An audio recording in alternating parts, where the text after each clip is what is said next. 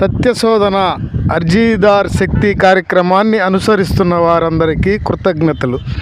సామూహిక, వ్యక్తిగత సమస్యలపై దాఖలయ్యే అర్జీలను వివరించి వాటి పరిష్కారానికి కృషి చేసే అర్జీదార్ శక్తి కార్యక్రమానికి మీ మద్దతును తెలియజేయండి. ఈరోజు మన దగ్గర ఉన్న అర్జీ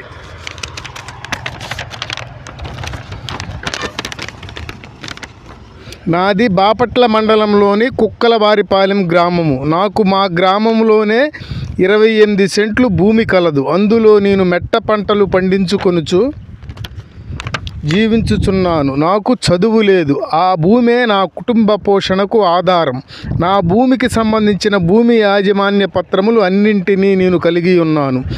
నా భూమి హద్దుదారుడుగా ఉన్న వ్యక్తి చేతిలో ఆక్రమణకు గురవ్వగా నా పొలం కొలుచుటకు మీ సేవ నందు చలానాలు కట్టి సంబంధిత గౌరవనీయులైన తహసీల్దార్ వారికి అర్జీలు పెట్టి నా భూమిని 3 సార్లు మండల సర్వేయర్ గారిచే కొలిపించాను.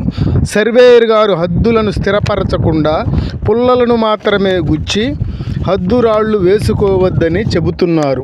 ఈ విషయమై ప్రజా సమస్యల పరిష్కార వేదిక అందు అర్జీ 10/3/2025 సమర్పించి ఉన్నాను.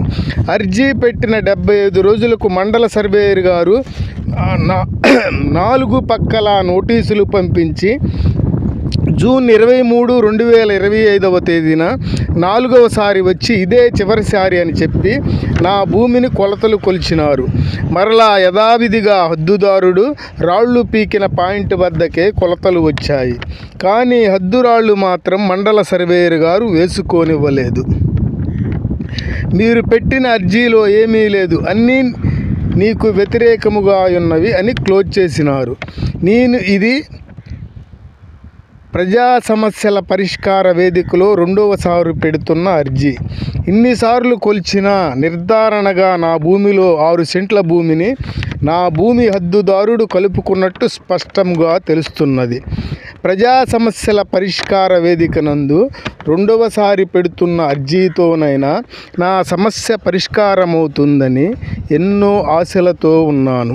ఈ అర్జీ 14/7/2025 ప్రజా సమస్యల పరిష్కార వేదికలో తిరిగి దాఖలైనది. ధన్యవాదములు.